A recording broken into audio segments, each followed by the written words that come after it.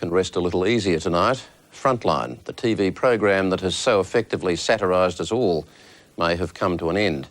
The final episode of the latest series was aired on the ABC last night, and the odds are that it won't be back.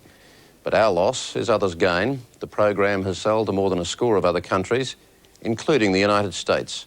And the series producers, Working Dog, are gearing up for their second feature film after the amazing box office success of The Castle.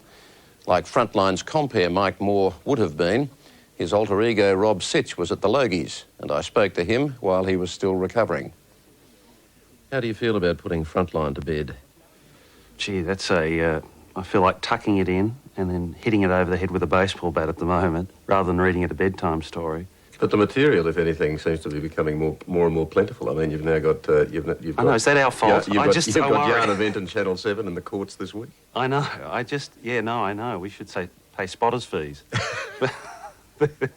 Yeah, look, I think that's because the media is an interesting dynamic. A lot of the time, there was a period, I don't know, maybe in the 80s and the 70s when everyone got so cynical about television and the media, including me. And, you know, we'd lean back and go, it means nothing. But it does. It means a lot. And it's an ongoing dynamic. I think there's a knee-jerk thing you can go, flogging a dead horse. Well, I think that you could still do a Frontline type show 20 years from now. OK, let's do it. If I could just actually wheel him myself, just these are a little bit tricky if you don't know how to handle them. Brian, could you just get behind as well? Yeah, that's great. Good on. Yeah, just a little bit further back if you could. OK, let's go. On his way, folks. Thanks, Marty.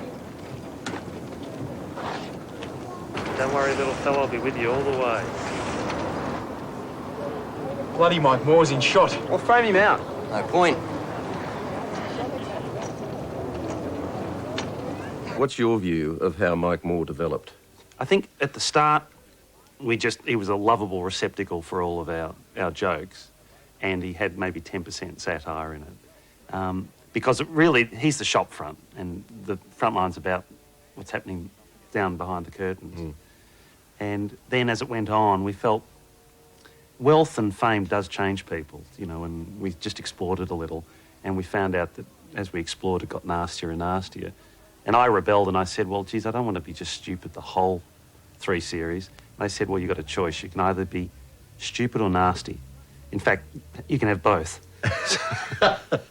So it wasn't a great science that developed. The executive producer also got sleazier and sleazier. I mean, he's an absolute corker by now. The executive producer, I reckon this series was the most accurate. It's probably what we meant him to be in the first series, but Bruno Lawrence, who played him, was such a lovable guy, you couldn't hate him. Melbourne, 34, 36. Cindy, 34, 34. We creamed them, mate. We bloody creamed them. It's a very skilled position in that narrow spectrum, and you have to make quick, cynical judgments. And it produces a really funny cynicism and a funny disregard and disrespect. It's kind of a black humour, I guess, that an emergency room doctor develops or something. But I thought Steve Bisley played it well. God's truth. Old McPherson rocks up in the bikinis. He says, where do you want me? I'm thinking, right on top, babe. But we set the shot up. She drops the top. It's like ripe mangoes. And there they are. They're right in front of me. They're so... Can we please change the subject? Yeah. How have your views developed about television and about television journalism over the time? I think it's that there's got to be some resolution between the code of ethics, standards, and commercialism. And that seems to be where all the tears are. And really, it's easy to get distracted in these times because ratings is now the next Olympic sport, I think. They won. This show won. This show beat the other show. You know, you never hear opera beat the football on the weekend. 50,000 went to opera and 30,000, they beat them. No one's beating anybody in television, I reckon. And that's the commercial mentality that's creeping into our natural thinking. Sometimes that code of ethics is a bit like a big block of gelatin. It just wobbles, you know, wherever required. What happens now? I know that you've signed, I think, some movie deals. Yes, we have. It's written in invisible ink, I believe. Movie deals are about this thick, and they last about this long. But hopefully we'll make another movie. 3 degrees in the family. I'd like to see your pool room. I'm what's called a QC. Oh, yeah, QC. You're one of those. What's that? Queen's Counsel. Oh, you counsel the Queen. They're the lawyers rich people use, look. I love Grass. seeing films about families. No I love fee.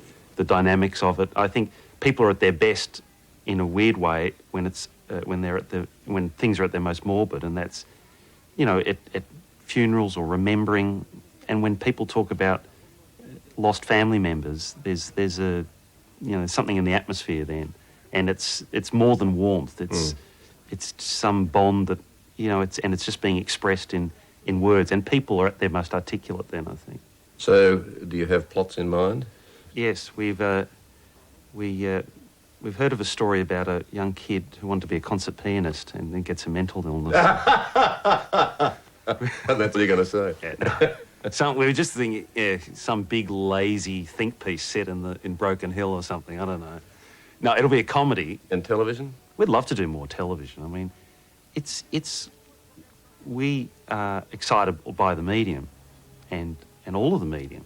It's fun. You know, after Frontline, I guess deep down we'd love to do something with that has true disrespect for the medium, which is totally disposable and idiotic and stupid and not worth taping, but fun while it's on air. We'd love to do a show like that. Well, we'll be fascinated to see it. Rob Sitch, thanks for talking with us. Thank you. It'll be called Four Corners. I nearly thanked Mike Moore then. Yeah, oh, that's right. My mother still calls me Mike. And what would Mike Moore say now? Rob Sitch, a great Australian and a great mate. And that's the program for tonight. We'll be back at the same time tomorrow, but for now, good night.